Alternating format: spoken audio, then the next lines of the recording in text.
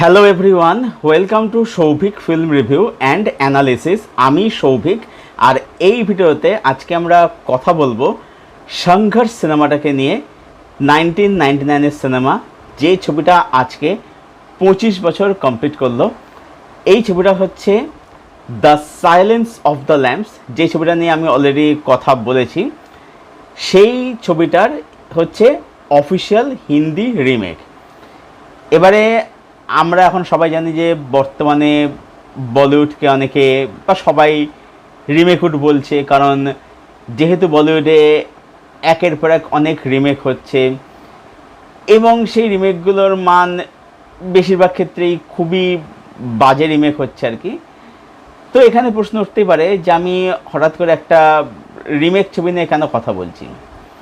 তো বিষয়টা হচ্ছে যে এই ছবিটা যখন আমি রিভিজিট করলাম, আমার মনে হলো যে এই ছবিটা সেই সময় হিসেবে দাঁড়িয়ে বা ইভেন এখনও এটা বলিউডের অনেক ভজা রিমেকের থেকেও অনেক বেটার একটা রিমেক। মানে এটা রিমেক ছবি, বাট এটা একটা ওয়েল মেড রিমেক। হ্যাঁ, আমি এখানে কখনোই দ্য সাইলেন্স অফ দ্য ল্যাম্পসের সাথে তুলনায় যাচ্ছি না, কারণ ওটা অনেক বেশি একটা সুপারিয়র ফিল্ম ছিল। ওখানে থ্রিলটা যেমন ছিল, তার সাথে ওখানে একটা হরর একটা এলিমেন্ট ছিল আর কি। ওখানে বেশ একটা হরর একটা ব্যাপার ছিল আর কি। তো ওটা অনেক বেশি সুপারিয়র ফিল্ম ছিল। সেখানে জুডি ফস্টার বলি, অ্যান্থনি হপকিন্সের বলি, তাদের পারফরমেন্স সেখানে ব্যাপক ছিল আর কি। এবারে এই ছবিটা কেন একটা খুব ভালো ছবি বা কেন একটা খুব ওয়েল মেড রিমেক, সেটা নিয়ে আলোচনায় আসবো আর কি। তাই ছবিটাতে আলোচনা থাকবে। তো এখানে যেটা দেখাচ্ছে যে প্রীতি জিন্টা, সে হচ্ছে এখানে ওখানে এফবিআই ছিল, এখানে সিবিআই দেখাচ্ছে আর কি। তো সে হচ্ছে সিবিআই একজন নতুন একজন অফিসার, ট্রেন অফিসার বলা যায় আর কি, ইন্টার্ন বলা যেতে পারে আর কি। তার হাতে একটা কেস আসছে। কেসটা কি, যে লজ্জা শঙ্কর, যে ক্যারেক্টারে প্লে করেছে আশুতোষ সানা, ব্যাপক কাজ করেছিল, সে হচ্ছে বাচ্চাদেরকে বলি দিচ্ছে। সে হচ্ছে তান্ত্রিক কাম ওই সিরিয়াল কিলার বলা যেতে পারে আর কি। বাচ্চাদেরকে বলি দিচ্ছে, তাকে ধরতে হবে। এবার তাকে ধরার জন্য একজন আছে প্রফেসর অমন বর্মা, যেটা প্লে করেছে অক্ষয় কুমার, তার হেল্প নিতে হবে। এবার এই প্রফেসর সত্যিকার প্রফেসর না, সে যেটা গ্যাংস্টার গুন্ডা। এবারে যেহেতু মানে তার অনেক নলেজ, যেহেতু খুব ইন্টেলিজেন্ট, সেখানে তাকে প্রফেসর বলে ডাকা হয়। এবার সেখানে যাচ্ছে, এবার প্রফেসর তাকে করছে না, এটা নেছে গল্প আর কি, এটা হেল্প তো করবেই আর কি। এবারে এটা তো গল্পটাই বললাম, টেম্পলেটটা বললাম। এবারে যেটা বলা সেটা হচ্ছে যে যদি ভালো করে দেখো, 1999-এর সময় বলিউডে যে ধরনের ছবি হতো, সেই সময় দাঁড়িয়ে এই যে ছবিটা সংঘর্ষ, এখানে প্রীতি জিন্টা যে ক্যারেক্টারটা প্লে করেছিল, সেটা কিন্তু তার জন্য একটা খুব রিস্কি ক্যারেক্টার ছিল। তার কারণ হচ্ছে সেই সময় দাঁড়িয়ে যারা বলিউডের নায়িকা যারা ছিল, তারা সবসময় একটু একটু মিষ্টি, হাসি খুশি, একটা লাভার গার্ল, এরকম একটু গুডি গুডি এরকম ধরনের চরিত্র প্লে করতো আর কি। যেখানে যে চরিত্র অ্যাকচুয়ালি কোনো ভ্যালু বা গুরুত্ব থাকতো না, কারণ তাদের চরিত্র ছিল থাকতো শুধু হচ্ছে হিরোর গার্লফ্রেন্ড বা জাস্ট নায়িকা ওই হিসাবে। কিন্তু সেই জায়গায় তাদের প্রীতি জিন্টা কিন্তু কেরিয়ারের শুরুর দিকে, এটা ওনার শুরুর দিকের সিনেমা ছিল আর কি। তো কেরিয়ারের শুরুর দিকে উনি কিন্তু এই রিস্কটা কিন্তু নিয়েছিলেন আর কি। এবং যদি দেখো, সেটা হচ্ছে যে আমরা এখন একসঙ্গে যত কথা বলে নিই না কেন, তো অক্ষয় কুমার সেই সময় তো বড় স্টার ছিল, পপুলার স্টার ছিল সেই সময়। তো অক্ষয় কুমার কিন্তু এখানে কিন্তু পুরো কিন্তু সাপোর্টিং রোল প্লে করেছিল, এবং সে কিন্তু পুরো যে স্পেসটা সে কিন্তু প্রীতি জিন্টাকে ছেড়ে দিল। কারণ প্রীতি জিন্টা তখন কিন্তু অতটা পপুলার কিন্তু হয়নি, যেটা বলে এটা ওনার প্রথম দিককার সিনেমা ছিল। তাকে কিন্তু সেই জায়গাটা ছেড়ে দিল। কারণ কি, কারণ স্ক্রিপ্টটা ডিম্যান্ড করে, যেটা অক্ষয় কুমার কিন্তু করেছিল আর কি। তো এই দিকগুলো কিন্তু সেই ছবিটাকে মানে তখন কিছু অনেক কিন্তু অ্যাডভান্স হয় না। হ্যাঁ, এখন হয়তো মানে এরকম মানে ফিমেল সেন্ট্রিক কাজ, বা ফিমেল সেন্ট্রিক কাজ যেটা বলবো না, মানে একটা মহিলাকে মানে মূল প্রোটাগনিস্ট করে সিনেমা করে, এটা আজকে নতুন কিছু নয়। বাট সেই সময় দাঁড়িয়ে মানে একটা মেয়ে যে হয়তো নতুন ইন্ডাস্ট্রিতে এসছে, সবাই কাজ শুরু করেছে, অতটা পপুলার হয়তো হয়নি, যদি সত্যি প্রেসিডেন্টটা যথেষ্ট পপুলার হয়ে গেছিলেন আর কি, কিন্তু তবুও সেরকমভাবে অতটা ফেম তিনি তখন পাননি। তো সেই জায়গায় দাঁড়িয়ে তাকে লিড করে একটা ছবি করা, এটা কিন্তু সেই সময় যথেষ্ট কিন্তু চ্যালেঞ্জের, যথেষ্ট কিন্তু রিস্কি ছিল আর কি। এবার যদি স্ক্রিন প্লে যদি আসি, যেটা ভালো লাগছে হচ্ছে ছবিটার মধ্যে কিন্তু সেই সময় দাঁড়িয়ে ছবিটা কিন্তু একটা সেমি মেনস্ট্রিমই বলা যায় আর কি। এবারে যেটা করে সেটা হচ্ছে যে ছবিটার মধ্যে ড্রামাটাকে বা প্রেসিডেন্টরা কেন এই যে অন্ধকারকে ভয় পেত, এই জিনিসটাকে না খুব দারুণভাবে কিন্তু এস্টাবলিশ করেছিল। ওর চোখে মধ্যে যে বিষণ্ণতা, সেই জিনিসটাকে দারুণভাবে কিন্তু এস্টাবলিশ করেছিল। হ্যাঁ, থ্রিল ডেফিনেটলি আছে। হ্যাঁ ডেফিনেটলি মানে এটা বলা যেতে পারে যে আমরা বর্তমানে এরকম ধরনের থ্রিলার দেখে ফেলেছি, সেই কারণেই এটা হয়তো এখন অতটা হাই দিতে পারে না আমাদেরকে। বাট এই ছবিটা যখন আমি দেখেছিলাম তখন ছবিটা কিন্তু আমার দারুণ দিতে, কারণ কি সত্যি কথা বলতে সেই সময় মানে অত থ্রিলার তৈরি হতো না। আর সত্যি কথা বলতে এরকম মানে ওয়েল মেড থ্রিলার, যেটা একদম টু দ্য পয়েন্ট ন্যারেটিভ, ছবিটার লেন্থ খুবই ছোট, মানে 1 ঘন্টা 46 মিনিটের সিনেমা আর কি, মানে 2 ঘন্টাতে কম সিনেমা আর কি।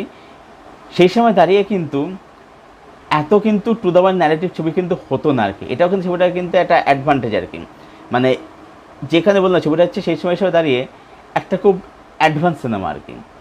মানে স্ক্রিন প্লেস বলছি, রাইটিংয়ে দুর্দান্ত করা হয়েছিল, তার সাথে পারফরমেন্স। এই ছবির মধ্যে আশুতোষ রানা মানে জাস্ট টেরিফিক। ওই মুখ দিয়ে যে আওয়াজটা বের করে, যেটা মানে এখনও সেটা নিয়ে কথা হয় আর কি, মানে লোকটা টেরিফিক কাজ করে, দারুণ কাজ করে লোকটা আর কি। এবং যেটা আমি দেখে অবাক হলাম সেটা হচ্ছে যে এই ছবির মধ্যে আমি জানি না এখানে প্রীতি জিন্টার পারফরমেন্স নিয়ে এখানে কথা হয় না, বাট ওনার কাজ দুর্দান্ত ছিল, দারুণ কাজ করেছেন প্রীতি জিন্টা এই ছবির মধ্যে। মানে কেরিয়ারের শুরুর দিকে এরকম মানে একটা সিনসিয়ার ম্যাচের পারফরমেন্স, মানে রিয়েলি অ্যাপ্রিসিয়েট করবার মতো। অক্ষয় কুমারও খুব ভালো কাজ করেছিল, তাদের কাছে ভালো ছিল, সাপোর্টিং কাজ ভালো ছিল আর কি। মানে ব্যাপারটা হচ্ছে কি, যেহেতু আশুতোষ রানা ছবিটার মধ্যে এমন কিছু একটা করে দিয়েছিল, যে কারণেই কোথাও গিয়ে প্রীতি জিন্টার পারফরমেন্সটা কিন্তু চাপা পড়ে গেছিলো। কারণ হ্যাঁ, ওটা অনেকেই জানে, সেটা হচ্ছে ছবির মধ্যে কিন্তু আলিয়া ভাট ছিলেন কিন্তু, হ্যাঁ প্রীতি জিন্টার ছোটোবেলার রোলটা উনি প্লে করেছিলেন আর কি। হ্যাঁ, দেখলে বুঝতে পারবে। যাই হোক, আমি তখন চিনতে পারি, তখন তো চেনার কথাও না আর কি, তখন উনি যখন চাইল্ড ছিলেন আর কি সেই সময়। যাই হোক, তো উনি হিসেবে অভিনয় করেছিলেন আর কি, অল্প 2-3 কয়েকটা সিনে আর কি ছিলেন আর কি। যাই হোক, কিন্তু প্রীতি জিন্টা ছবির মধ্যে দারুণ কাজ করেছিল, দুর্দান্ত অভিনয় ছিল আর কি, দেখবার মতো অভিনয় ছিল আর কি। ছবিটার মধ্যে না আমার যেটা নেগেটিভ লাগে সেটা হচ্ছে যে ছবিটার মধ্যে গান না রাখলেই পারত। ব্যাপারটা হচ্ছে যে ওখানে না মানে অরিজিনাল যে ফিল্মটা সাইলেন্স অফ দ্য ল্যাম্বস, সেইখানে মানে জুডি ফস্টারের সঙ্গে প্রেমের একটা অ্যাঙ্গেল ছিল, তবে সেটা খুব সেটা একদম সারফেস লেভেলে দেখিয়েছিল। এইখানে যেহেতু এটা যত বলিউড ফিল্ম, তো একটু বলিউডীকরণ তো করতেই হবে আর কি। তো এইখানে একটু ওই যে এটা গান ফাঁকা দেখে পেহলি বার এই যে গানগুলো আর কি, সব নারাজ সাবেরা হ্যাঁ গানগুলো তো খারাপ না, গানগুলো স্ট্যান্ডালোন শুনতে ভালোই লাগছে, কিন্তু গানগুলো কিন্তু আলাদা করে সিনেমাতে কিন্তু কোনো এলিমেন্ট কিন্তু যোগ করছে না আর কি। তো এইখানে কোথাও কোন সে গানগুলো না রাখলে পারতো, গানগুলো সিনেমার যে ফ্লো, সেটাকে কোথাও গিয়ে একটু থামিয়ে দিয়েছিল আর কি। এবার হ্যাঁ, ডেফিনেটলি আজ থেকে 25 বছর আগের সিনেমা, তো সেই হিসেবে কনসিডার করা যেতেই পারে আর কি। আর এন্ডিংটা আমার কাছে মানে কোথাও গিয়ে একটু থ্রিলিং লাগলো এন্ডিংটা আমার। মানে কী হয় ব্যাপারটা, যে এই ধরনের ছবির মধ্যে না এন্ডিংটা একটু হাটকে হওয়া দরকার, সেই হাটকে এন্ডিংটা কোথাও গিয়ে কিন্তু হয় না। এন্ডিংটা জাস্ট একটা নর্মাল এন্ডিং, যে ভিলেনের মুখোমুখি হচ্ছে, ভিলেনকে মারতে গিয়ে হিরো মারা যাচ্ছে আর কি, সবাই লাস্টে মারা যায় আর কি, স্পয়লার কিছুই নেই আর কি, কারণ এত বছর পুরনো সিনেমা। তো এই ভিলেনকে মারতে হিরো মারা যাচ্ছে। এইখানে কি ব্যাপার হচ্ছে, এইখানে এই জিনিসটা না কোথাও গিয়ে এন্ডিংটা একটু যেন নর্মাল হয়েছিল আর কি, মানে পুরো ছবিটা যেরকম জায়গায় যাচ্ছিলো, যেমন টেনশনটা বিল্ড করে আর কি, এন্ডিংটা আমার কাছে নর্মাল দাদা। আর যে এন্ডিংয়ের সময় যে ওই যে গানটা যে বাজে, ওই গানটা বা ওখানে অত ইমোশনাল করা বা ওই যে ওদের মধ্যে প্রেমের যে ট্র্যাকটা সেটার দিকে ফোকাস না করলেই পারতো আর কি। এটা আমার একটু নেগেটিভ বলে মনে হচ্ছে ছবিটার মধ্যে আর কি। আদারওয়াইজ বলবো যে yes, it's a very well made remake, মানে রিমেক হলেও কিন্তু খুব ভালো রিমেক এবং খুব সিনসিয়ারলি খুব যত্ন সহকারে নেয় সেটা। আর ভালো সেটা ছবিটার মধ্যে না, সেটা ছবিটা মানে মানে পুরো যে ঘটনাটা খুব সুন্দর করে ইন্ডিয়ানাইজ করেছিল আর কি। এটা ছবিটাতে ভালো অ্যাডভান্টেজ আর কি। মানে এরকম না যে ওটা একটা হলিউড ফিল্ম ছিল বলে চলো লোকেশন আমেরিকাতে গিয়ে ছবিটা শ্যুট করে, না সেরকম কিছু করেনি আর কি, ঠিক আছে। ছবিটাকে ইন্ডিয়াতেই ইয়ে করেছিল এবং সেটা ছবিটার মধ্যে না, ছবিটা কিন্তু খুব গ্রাউন্ডেড একটা সিনেমা আর কি। মানে যেহেতু টেকনিক্যাল ছবি, টেকনিক্যাল ছবিটা কিন্তু খুব যে ওয়েল মেস্ট বলা যায় না। হ্যাঁ, ক্যামেরা কাজ নো ডাউট যথেষ্ট ভালো, যথেষ্ট প্রশংসনীয় প্রমিসিং ছিল, সেগুলো যথেষ্ট ভালো ছিল।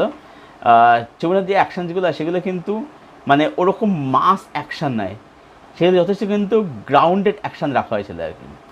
তো এটাই বলবো ওভারঅল যে হ্যাঁ, সেই সময় হিসেবে দাঁড়িয়ে দেখতে গেলে যথেষ্ট একটা অ্যাডভান্টেজ সিনেমা বলা যেতে পারে, যথেষ্ট একটা অ্যাডভান্স সিনেমা বলা যেতে পারে আর কি। আর যদি আমি এখন কিছু বলবো যে হ্যাঁ, it's a very well made remake. Remake হলো ওয়েল মেড রিমেক, মানে এখন বলিউডে যে ধরনের রিমেক হচ্ছে যেটার মধ্যে কোনো ভিশন নেই, সিনসিয়ারিটি নেই, সেই জায়গায় দাঁড়িয়ে বলবো যে এটা বলিউডের অনেক মানে খাজা রিমেকের থেকে, ভজা রিমেকের থেকে অনেক বেটার একটা রিমেক আর কি। তো এই ছিল আমার আলোচনা সংঘর্ষ, এই ছবিটা যে আজকে 25 ইয়ার্স কমপ্লিট করলো। তো তোমাদের কি স্মৃতি জড়িয়ে ছবিটাকে ঘিরে, তোমাদের কি ওপিনিয়ন? আমি যে ছবিটা তোমরা সবাই দেখেছো, ছবিটা সবারই দেখা, ছবিটা আমরা একাধিকবার দেখেছি, টিভিতে দিয়েছে, অনেক জায়গায় ছবিটা দেখেছি আমরা। যাই হোক, তো তোমাদের কি ওপিনিয়ন ছবিটাকে ঘিরে অবশ্যই জানাও কমেন্ট সেকশনের মাধ্যমে। ভিডিওটা ভালো লেগে থাকলে লাইক করো, শেয়ার করে চ্যানেলটাকে সাবস্ক্রাইব করো, পাশের বেল বাটনটাকে প্রেস করে দেয় এরকম আরও ভিডিও পাওয়ার জন্য। আর আমার সঙ্গে জুড়তে চাইলে আমার ফেসবুক লিঙ্ক দেওয়া থাকে নিচের ডেসক্রিপশন বক্সে, সেখান থেকে তোমরা আমার সঙ্গে জুড়তে পারো, সেখান থেকে আমরা ফ্রেন্ড হতে পারি। ভিডিওটা এখানেই শেষ করছি। Thank you for watching, thank you for your support. দেখা হচ্ছে তোমাদের সাথে পরের কোনো ভিডিওতে। Till then, tata.